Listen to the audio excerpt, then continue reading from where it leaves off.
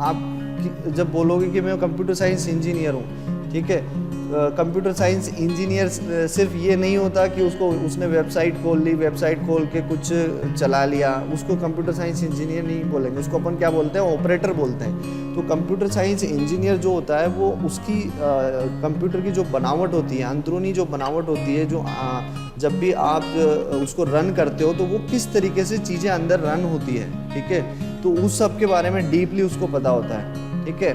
एक होता है सुपरफिशियल लर्निंग और एक होती है डीप लर्निंग, ठीक है। सुपरफिशियल लर्निंग क्या होती है, जो सतही तौर पे आदमी सीखता है, और अपन क्या है, डीप लर्निंग के मोड में भी हैं हम। ये बिल्कुल डेडिकेटेड सब्जेक्ट पढ़ रहे हैं, कंप्यूटर आर्किटेक्चर। तो इसके अंदर के जो भी जितने भी कंपोनेंट्स होंगे उनके बारे में हमको स्टडी करने को मिलेगा, ठीक है। अब मैं एक चीज़ तुम्हें और क्लियर कर दूं, ये जो सब्जेक्ट हम डिप्लोमा में पढ़ रहे हैं यही सब्जेक्ट हम लोग बीटेक में भी पढ़ते हैं, ठीक है। और अगर आप एमटेक करो, मास्टर्स इन टेक्नोलॉजी करो, तो वहाँ भी होता है, वहाँ पे चीज़ें थोड़ी और एडवांस हो जाती हैं, ठीक है। जितना जितना आप स्टडीज़ को हायर लेते चले जाते हो, चीज़ें और एडवांस होती चली जाती है, सूक्ष्म होती चली जाती है, ठीक है। तो अब मैं जैसे बता चुका हूँ कि computer architecture and organization subject में मैंने पिछले 4 वीडियो लेक्चर्स कवर कर दिए हैं, ई क्लासेस लिए हैं, और उनके वीडियो लेक्चर्स भी मैंने अपलोड किए हैं। तो जो नए लोग हैं उनसे मैं एक्सपेक्ट करता हूँ उनको देख लें, और ये अपना पहले चैप्टर का 4th टॉपिक है जिसे आज हम लोग डिस्कस करेंगे, ठीक है। अभी तक किसी को कोई डाउट है, मेरी आवाज़ और स्लाइड सभी को विजिबल है, एक बार रेस्पॉन्ड कर सकती है। आपका टॉपिक है micro processor and micro computer. देखिए, ये जो कंप्यूटर आर्किटेक्चर हम पढ़ रहे हैं, इसमें जो कंप्यूटर आर्किटेक्चर की जब अपन बात करेंगे तो जो CPU होता है, मैंने कल वाले जो क्लास है उसमें भी बताया, CPU में जो पार्ट्स होते हैं बेसिकली उनको अपने को स्टडी करना है। तो ये जो माइक्रो प्रोसेसर है, माइक्रो प्रोसेसर वर्ड है, ये शायद तुमने सुना हो, ये किसके अंदर आता है माइक्रो प्रोसेसर, किसके अंदर लगा होता है प्रोसेसर, ये बता सकते हो? ये एक्चुअल में देखा जाए ऊपर से मोटे तौर पे तो ये CPU के अंदर लगा होता है। अब CPU के अंदर कहाँ पे लगा होता है? अब आपने देखा हो मदरबोर्ड, कभी कंप्यूटर को खोल के देखा हो तो उसके अंदर मदरबोर्ड होती है, बहुत सारे उस पर डिवाइसेस, चिप्स लगी हुई होती है, ठीक है। तो एक बिल्कुल सेंट्रल पार्ट या जिसको हार्ट बोलते हैं कंप्यूटर का, तो वो होता है प्रोसेसर, ठीक है।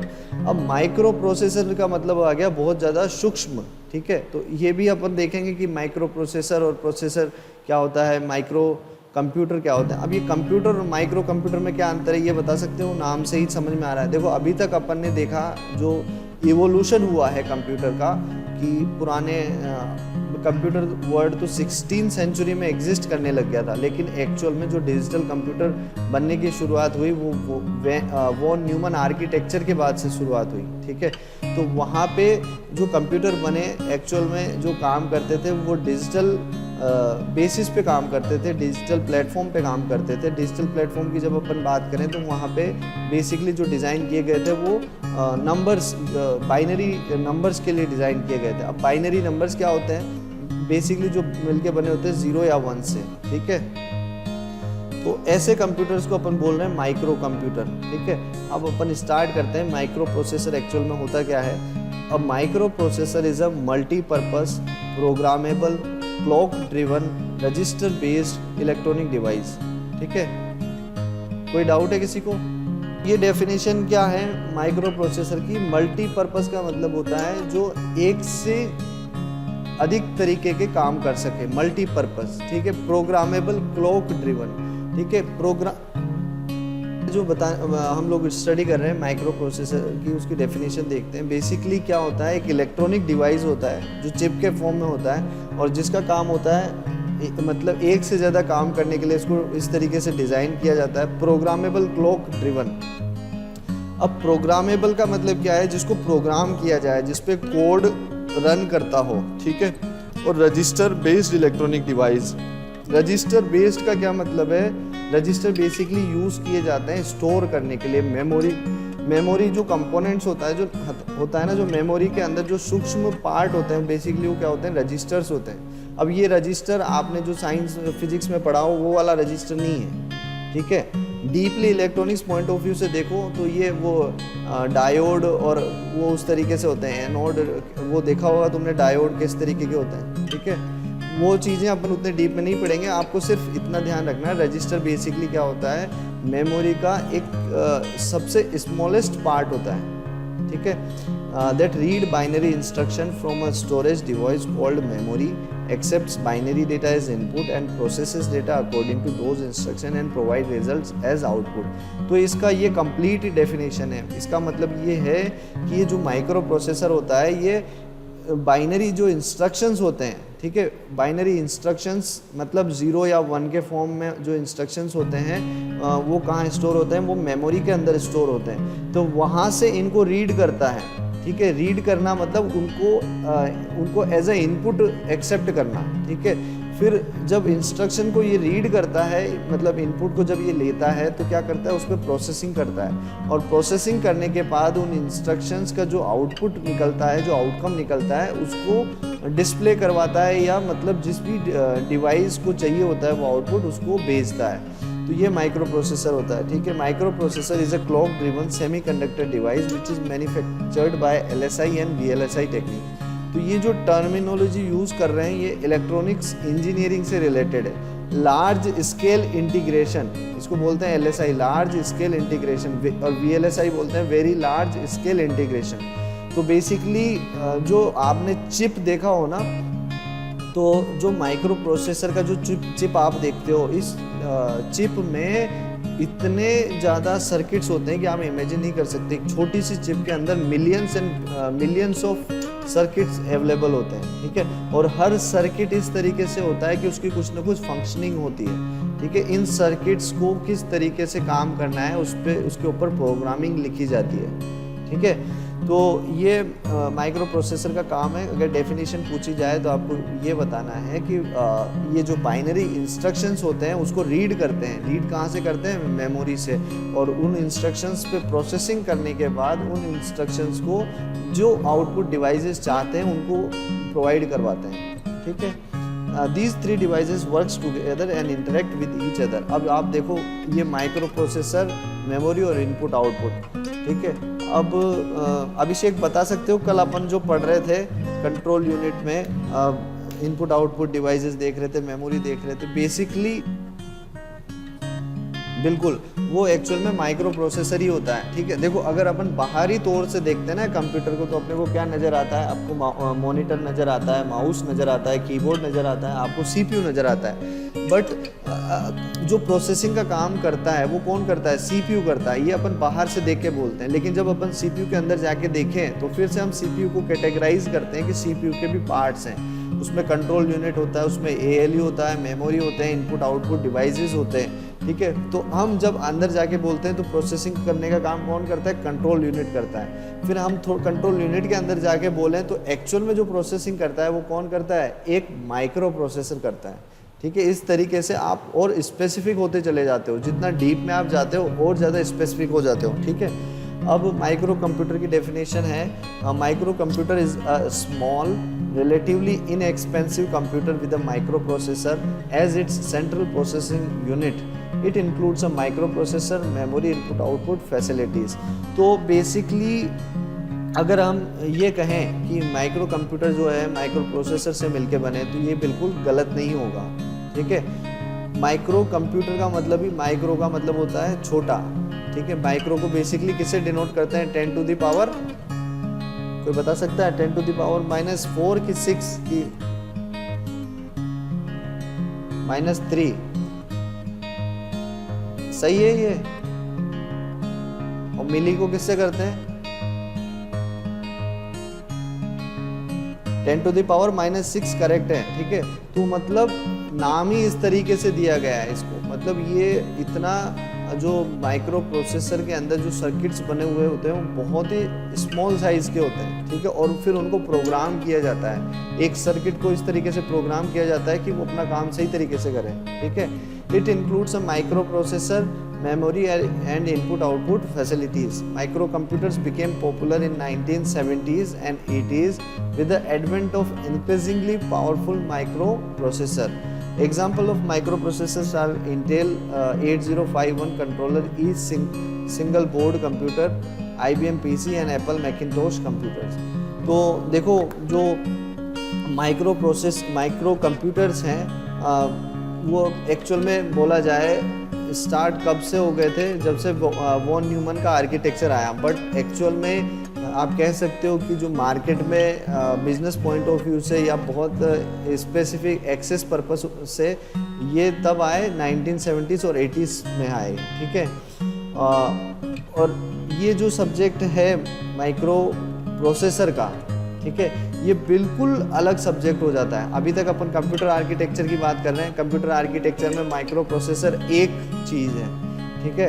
अब आप देखोगे ना तो कंप्यूटर साइंस में, इलेक्ट्रॉनिक्स में माइक्रो प्रोसेसर बिल्कुल एक अलग सब्जेक्ट है, तो माइक्रो प्रोसेसर को और डीपली पढ़ाया जाता है। तो ये माइक्रो प्रोसेसर का सब्जेक्ट शायद आपके सेकेंड ईयर में भी होगा, तो जो सर आपको पढ़ाएंगे तो आपको और डीप से पढ़ने को मिलेगा कि एक्चुअल में माइक्रो प्रोसेसर के अंदर होता क्या है, ठीक है। तो अपन जो देख रहे हैं, अपन सिर्फ बेसिक ओवरव्यू देख रहे हैं इस चैप्टर में। जो अपना टॉपिक है माइक्रो प्रोसेसर और माइक्रो कंप्यूटर क्या होता है, ठीक है। अब अपन बात करते हैं माइक्रो कंट्रोलर की। Micro controller is a small computer on a single integrated circuit containing a processor core, memory and programmable input output peripherals, ठीक है। Micro controllers are used in automatically controlled product and devices such as automobile, engine control system, implantable medical devices, remote controls, office machine, power tools, toys and other embedded system. इसका कोई example दे सकते हो कि micro controller कौन से होते हैं जो आप यूज़ करते हो डेली यूज़? जैसे आपको एक बताता हूँ, देखो माइक्रो कंट्रोलर बेसिकली वो होते हैं, डिवाइसेस होता है, एक तरीके से देखा जाए ना तो एक चिप होता है जो ऑटोमेटेड होता है, ठीक है। वो इस तरीके से हाँ बिल्कुल ड्रोन हो सकता है, आपका टीवी का रिमोट कंट्रोल हो सकता है, आपका जो देखा जाए अगर आपने आईओटी के बारे में सुना है, ठीक है, जैसे आप आजकल एलेक्सा, गूगल ये सब यूज़ करते हो ना, ये तो खैर इनबिल्ट है मोबाइल के अंदर, और एक्स्ट्रा सॉफ्टवेयर आपको ऐड करना होता है तो उस हार्डवेयर में वो रन करने लग जाता है जो एप्लीकेशन है या प्रोग्राम है। तो इसी तरीके से स्पेसिफिक काम के लिए, जैसे मान लो आपने एक रोबोट डिज़ाइन किया जिसका जो मूवमेंट करता है, आगे पीछे काम करता है, तो उसके अंदर जो वो काम कर रहा है, जैसे उसको आगे मूव करना है, पीछे का मूव करना है, और उसमें आपने जैसे एक फंक्शन और डाल दिया कि जब भी ये मूव करे और इसको रास्ते में अगर ब्लैक लाइन दिख जाए तो ये वहीं पे स्टॉप हो जाए। तो ये जो आपने कंडीशंस डाली हैं, जो इंस्ट्रक्शंस डाले हैं इसके अंदर, तो वो सब को कंट्रोल करने का काम कौन करता है? माइक्रो कंट्रोल करता है। तो इसको आप बोल सकते हैं कि एक सर्किट ही है बेसिकली, ठीक है, जिसमें प्रोसेसर का एक कोर होता है। समझ में आ रही है बात क्लियर है मैं जो समझा रहा हूँ, या कोई कंफ्यूजन है? देखो ये जो माइक्रो कंट्रोलर है, एक तरीके से आप बोल भी लो कि ये प्रोसेसर भी है, ठीक है, लेकिन ये इस तरीके का प्रोसेसर है जो एक पर्टिकुलर काम करने के लिए तैयार किया गया है, ठीक है।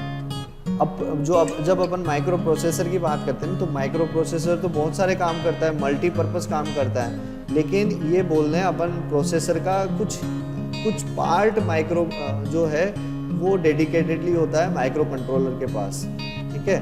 मतलब प्रोसेसर को और डीपली डिवाइड किया जाए, मतलब आप देखो उसके अंदर जो लगे हुए सर्किट हैं, ठीक है, बहुत सारे मिलियंस, लाखों में जो सर्किट होते हैं, तो एक सर्किट को उठा लो, ठीक है। तो जैसे आप बोलते हो ना कि आपके बाल का 1000वां हिस्सा, ठीक है, या किसी पार्ट का 1000वां हिस्सा, तो ऐसे ही ये माइक्रो प्रोसेसर का एक हिस्सा है, बहुत छोटा हिस्सा है, ठीक है, जो कि एक सर्किट होता है, ठीक है। और इस सर्किट की एक्चुअल में खुद की मेमोरी भी होती है, और ये एक्चुअल में इनपुट आउटपुट पेरिफेरल से कनेक्टेड होता है। अब इसके इनपुट आउटपुट जो हैं वो अलग हो जाते हैं। समझ में आ रही है बात? जैसे इंस्ट्रक्शन के लिए इसको डिज़ाइन किया गया है, जिस चीज़ को करने के लिए डिज़ाइन किया गया है, तो उससे रिलेटेड ही इसके इनपुट और आउटपुट होते हैं, ठीक है। राहुल, तुम्हें समझ में आ रही है बात में क्या आप समझाने की कोशिश कर रहा हूँ? ओके, बिना नॉलेज के ये सब लोग कोशिश कर रहे हैं, बट मैं जो बोल रहा हूँ ना उसको अभी जो मैं बोल रहा हूँ वो समझ में आ रहा है क्या? जो टेक्निकल टर्म्स में बोल रहा हूँ वो समझ में आ रहे हैं, नहीं आ रहे हैं भाई? ओके, अच्छा चलो, अभी तक मैं ये जानना चाहता हूँ कि अभी तक मैंने क्या बताया, मतलब मैं बस थोड़ा सा फीडबैक ले रहा हूँ कि तुम्हें क्या क्या समझ में आया, ताकि मैं थोड़ा अपने आप को चेंज करूँ कि तुम्हें और अच्छे से समझ में आए। तो अभी तक तुम्हें क्या समझ में आया?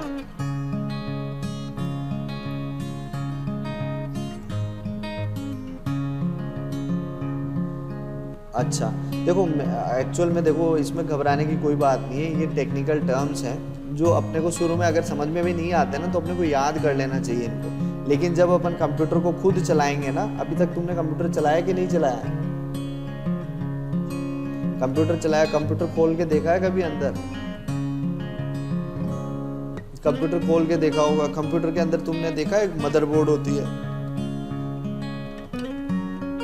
हाँ, तो अपन को पता है कि मदरबोर्ड होती है, एक बहुत बड़ा मदरबोर्ड क्या है, एक बहुत बड़ा सर्किट है, ठीक है। उस बड़े से सर्किट के ऊपर तुमने देखा होगा एक पंखा लगा रहता है और उसके नीचे एक प्रोसेसर लगा होता है, एक चिप टाइप का होता है जिसको अपन प्रोसेसर बोलते हैं, ठीक है। तो अब अपन एक्चुअल में इस सब्जेक्ट में ये पढ़ने की कोशिश कर रहे हैं कि ये जो मदरबोर्ड बना हुआ है ना, ये एक्चुअल में इसकी बनावट किस तरीके से है, ठीक है। अपन तो ऊपरी सतह पे देखते हैं कि यार अपन ज़्यादा से ज़्यादा कंप्यूटर चला लेते हैं, ऑन ऑफ कर लेते हैं, उसमें एप्लीकेशन रन करवा लेते हैं। एप्लीकेशन रन कराना मतलब कोई सॉफ्टवेयर भी ओपन कर लेना, जैसे MS ऑफिस, MS पेंट खोल लिया तुमने, पेंटिंग वगैरह करी होगी, टाइपिंग करी होगी, ये सारी चीज़ें चलानी आती है। लेकिन अपन इस सब्जेक्ट में ये समझने की कोशिश कर रहे हैं कि अंदर जो कंप्यूटर की बनावट है वो कैसे काम करती है, ठीक है। ये है मतलब इस सब्जेक्ट को पढ़ने का। तो इस तरीके से पढ़ने से क्या फ़ायदा होगा? एक फ़ायदा होगा, अपने को पता चलेगा कि यार कंप्यूटर किस तरीके से बनाया जाता है ना। एक तो अपने ये नॉलेज बढ़ेगा, और दूसरा जब अपने को पता चल जाएगा कि ये इसकी बनावट इस तरीके से है, और इसमें अगर अपन फिर क्या करता है, अपने को एक आइडियाज़ आते हैं, नए नए आइडियाज़ आते हैं, क्योंकि अपन जितना पढ़ते हैं ना आइडियाज़ क्रिएट होते हैं। फिर अब जब अपने को डीपली कोई चीज़ समझ में आती है ना, तो अपन उसमें कुछ अच्छे इम्प्रूवमेंट भी बता सकते हैं। अच्छा, इसमें ये सर्किट इस तरीके से लगा है, इतनी साइज़ का लगा है, और ये इस तरीके से डिज़ाइन किया गया है। अगर मैं इसमें इसकी डिज़ाइन कुछ इस तरीके से कर दूं तो हो सकता है इसकी स्पीड बढ़ जाए, ठीक है। अभी छोटे प्लेटफॉर्म पे मैं यूज़ कर रहा हूँ, सिर्फ घर के लिए यूज़ कर रहा हूँ, तो स्पीड इतनी मैटर नहीं करती है। लेकिन जहाँ पे बहुत बड़ा डेटा कंप्यूटेशन पावर ज़रूरत होती है, अभी जैसे गूगल का जो सर्च इंजन है, ठीक है, जो गूगल का सर्च इंजन है, तुम सोच नहीं सकते कितना कंप्यूटेशन पावर चाहिए होता है। आप तो सिर्फ जो अपना कंप्यूटर खोलते हो और गूगल में सिर्फ टाइप करते हो और फटाफट आपको रिजल्ट मिलता है, बट इस रिजल्ट के पीछे कितनी पावरफुल कंप्यूटेशन पावर काम कर रही होती है, ठीक है। तो अगर आपको क्लिक कर जाता है, कुछ आइडिया अच्छा आता है और उसको इम्प्लीमेंट कर देते हो, तो एक बहुत बड़ा अचीवमेंट होता है। अपने को जो भी चीज़ पढ़ते हैं ना, तो उसके कुछ ना कुछ फ़ायदे होते हैं। तो ये फ़ायदे ध्यान में रख के अपने को पढ़ना चाहिए। बात समझ में आ रही है यश?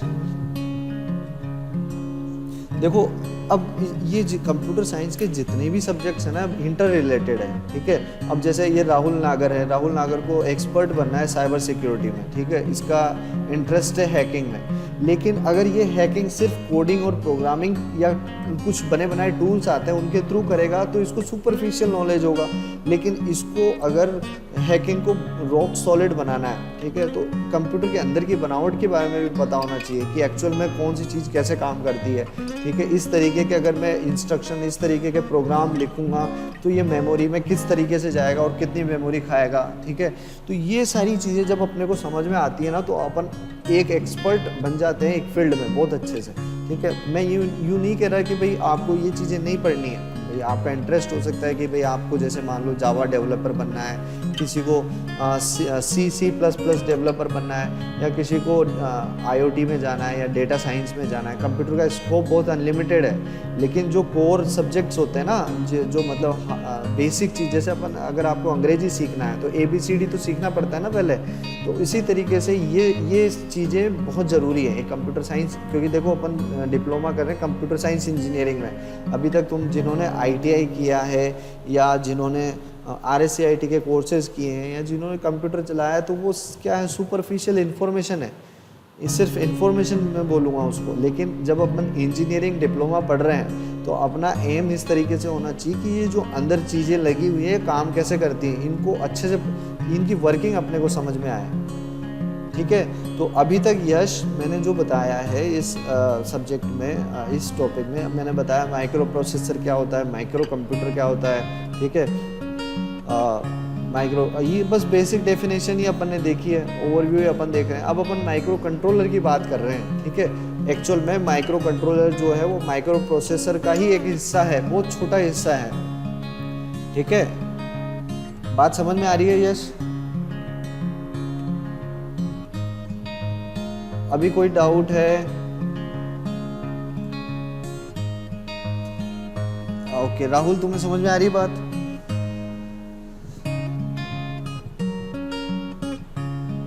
ओके ओके अभिषेक ठीक है। तो देखो, पेरिफेरल्स को बोलते हैं अपन, कंपोनेंट्स ही बोलते हैं, ठीक है। पेरिफेरल्स मतलब हिस्से, ठीक है। पेरिफेरल डिवाइसेस हो गए, मतलब जो उसके एक्सटर्नल डिवाइस हिस्से बोल लो आप, ठीक है। तो बेसिकली अभी अपन पढ़ रहे हैं माइक्रो कंट्रोलर। तो माइक्रो कंट्रोलर कुछ भी नहीं है, मतलब माइक्रो प्रोसेसर का ही एक हिस्सा होता है, ठीक है। इसकी खुद की मेमोरी होती है ना। इसकी खुद के इनपुट आउटपुट पेरिफेरल्स होते हैं। पेरिफेरल्स मतलब इसका खुद का हिस्सा होता है। अब देखो, जैसे मैंने बताया था कि ये जो माइक्रो प्रोसेसर जो होता है, ये किसके साथ इंटरेक्ट करता है? ये इंटरेक्ट करता है,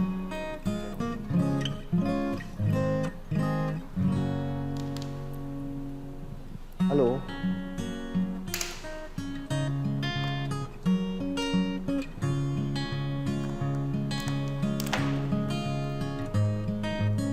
ठीक है।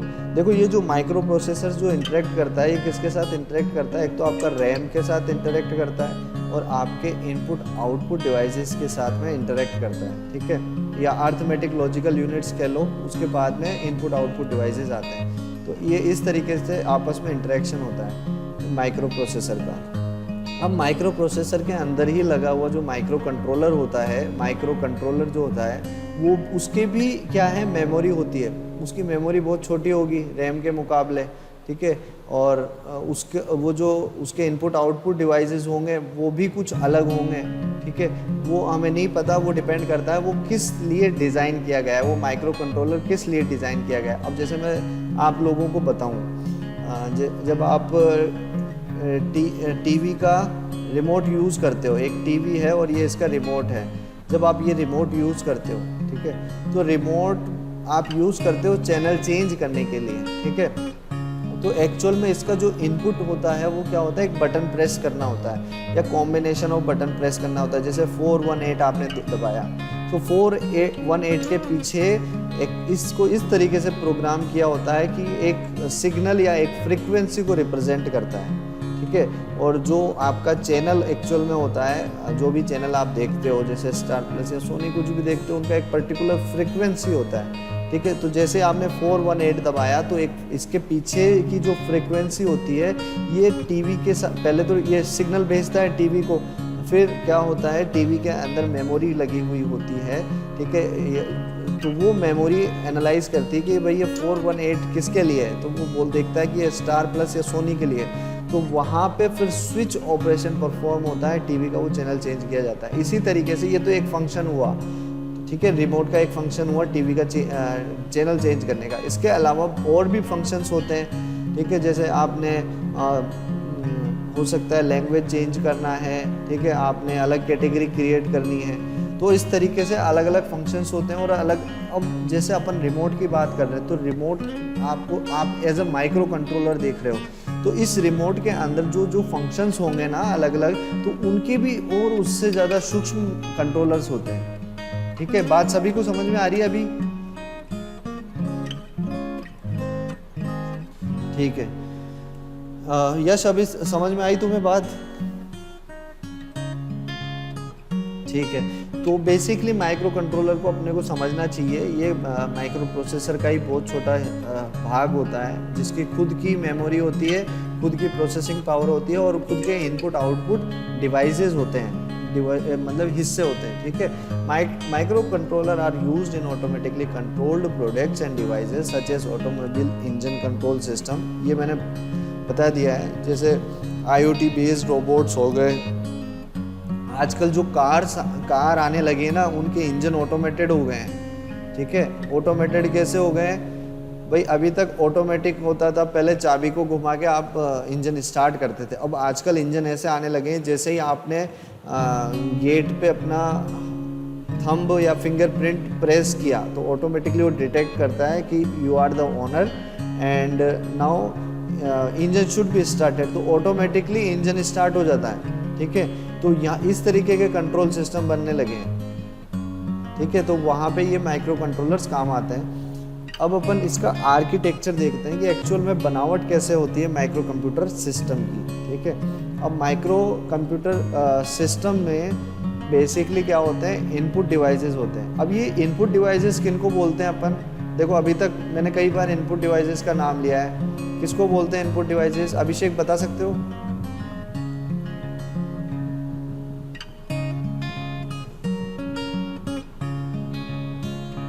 नहीं, देखो इसको तोड़ के पढ़ो। इनपुट का मतलब होता है जो अपने को देना है, इनपुट करना है, जो अपने को कंप्यूटर को देना है। और डिवाइसेस क्या हैं, जिनके माध्यम से देना है, ठीक है। तो इनपुट डिवाइसेस बेसिकली आप देखते हो कि तो क्या है, सिंपल से कीबोर्ड है, माउस है, ठीक है। ये आपके इनपुट डिवाइसेस हो गए, या जॉयस्टिक हो गया, ठीक है। बहुत सारे अलग अलग पर्पस के लिए आते हैं, ठीक है। तो उसको हाँ, जिसके थ्रू अपन कंप्यूटर को सिग्नल देते हैं, ठीक है। और वो इनपुट डिवाइसेस वो होते हैं जिसके साथ में यूज़र फ्रेंडली होता है, यूज़र को समझ में आता है कि ये इनपुट डिवाइस कैसे काम करता है, ठीक है। जैसे माउस आप यूज़ करते हो तो आपको पता है कि माउस कैसे काम करता है। इसमें लेफ़्ट और राइट क्लिक होता है, इसमें एक बॉल लगा होता है जो ऊपर नीचे रोल करता है, ठीक है। तो ये इनपुट डिवाइस होते हैं जिसको एक्चुअल में यूज़र यूज़ करता है इनपुट देने के लिए कंप्यूटर को, ठीक है। एक माध्यम होता है, इसके माध्यम से ही देखो इस इनपुट डिवाइसेस को एक्चुअल में कौन समझता है, कंप्यूटर समझता है और एक आप समझते हो, लेकिन कंप्यूटर आपको डायरेक्टली नहीं समझता है। तो ये क्या है, एक्चुअल में मध्यस्थ है। इनपुट डिवाइस क्या है, एक बीच में बिचौलिए हैं जिसके माध्यम से आप अपनी बात को कंप्यूटर तक पहुंचाते हो, ठीक है। अब इसको डीपली और अगर अपन पढ़ेंगे तो ऑपरेटिंग सिस्टम की बात आती है। तो ऑपरेटिंग सिस्टम को भी अपन बोलते हैं मध्यस्थ बोलते हैं। तो ये ऑपरेटिंग सिस्टम बिल्कुल अलग सब्जेक्ट है, उसको भी अपन देखेंगे। वो सब्जेक्ट भी मैं ही तुम्हें पढ़ाऊँगा, CS 203, ठीक है। तो ये इनपुट डिवाइसेस क्या करते हैं, कंप्यूटर से कैसे कनेक्टेड होते हैं। हर इनपुट डिवाइसेस का पोर्ट होता है। अब ये पोर्ट बता सकते हो क्या होता है पोर्ट?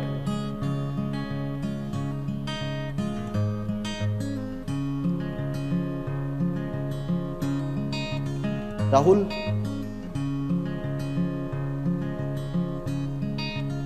क्या होता है पोर्ट?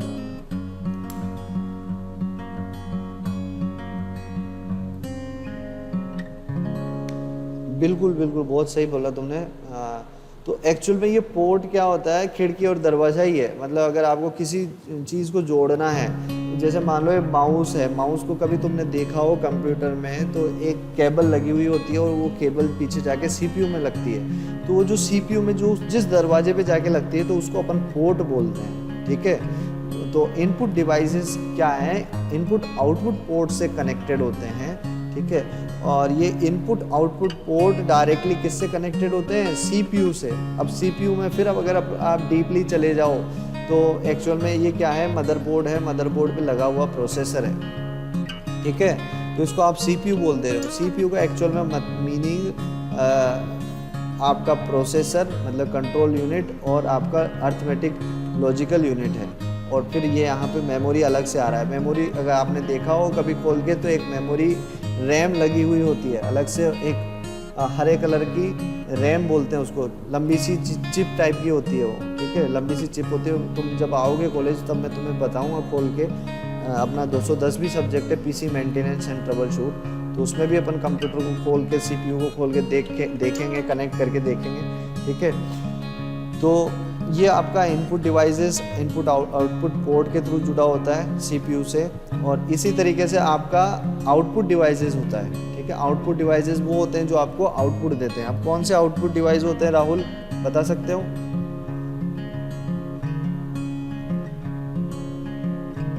प्रिंटर होता है, और साउंड भी बिल्कुल सही, साउंड सिस्टम, हाँ साउंड है, मॉनिटर।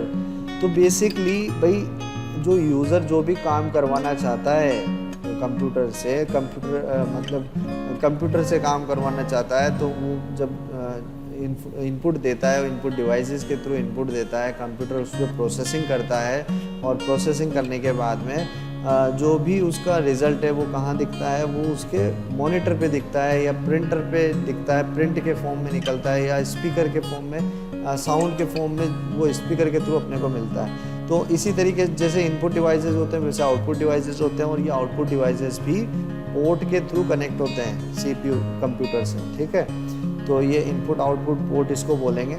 और देखो इन सबको कनेक्ट करने वाला कौन होता है, बस होता है, इसको अपन बस बोलते हैं। बस जो एक्चुअल में बहुत इंटरनल, बहुत थिन वायरिंग जो होती है ना, वो होती है बस, ठीक है। कोई पूछे तुमसे कि क्या होता है बस, तो बस क्या है, एक्चुअल में कनेक्टिंग वायरिंग है CPU के अंदर। अब ये बस के भी टाइप्स होते हैं, कोई डाटा बस होती है, कोई एड्रेस बस होती है, ठीक है। अब ये डेटा बस और एड्रेस बस की अगर अपन बात करें तो ये ऐसी बस होती है या ऐसी कनेक्टिविटी होती है जो सिर्फ डेटा को ले जाती है, ठीक है। और ये एड्रेस बस ऐसी बस होती है जो सिर्फ एड्रेसेस को ले जाती है, ठीक है। और ये एड्रेसेस की बात कहाँ पे आती है, जब भी अपन एड्रेसेस की बात करते हैं तो ये बात करते हैं अपन मेमोरी के लिए, क्योंकि मेमोरी क्या है, स्टोर हाउस है। स्टोर हाउस में क्या है, डेटा रखा जाना है, तो डेटा कहाँ रखा जाएगा, पर्टिकुलर एड्रेस पे रखा जाएगा। तो जब एड्रेस की सूचना को इधर से उधर ले जाना होता है तो उसके लिए एड्रेस बस जिम्मेदार होती है। समझ में आ रही है बात?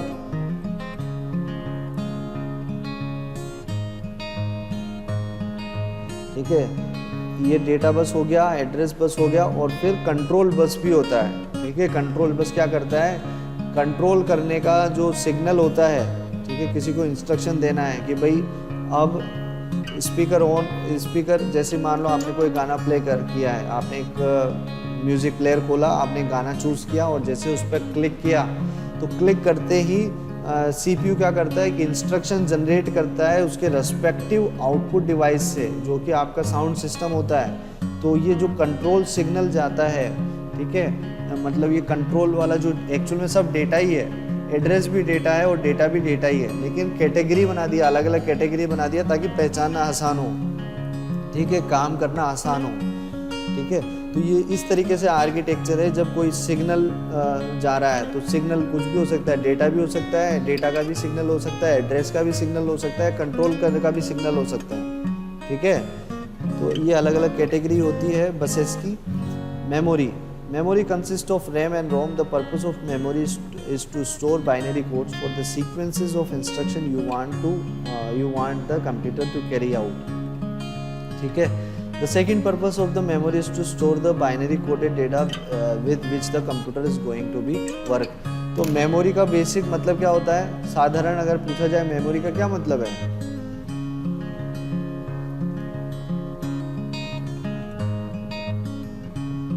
हाँ। अब देखो ये सेव, अब जब अपन बात करते हैं ना मेमोरी का, तो मेमोरी की अपन बात करते हैं, रैम की बात करते हैं। और ये जो रैम है ना, ये डायरेक्टली किससे इंटरेक्ट करती है,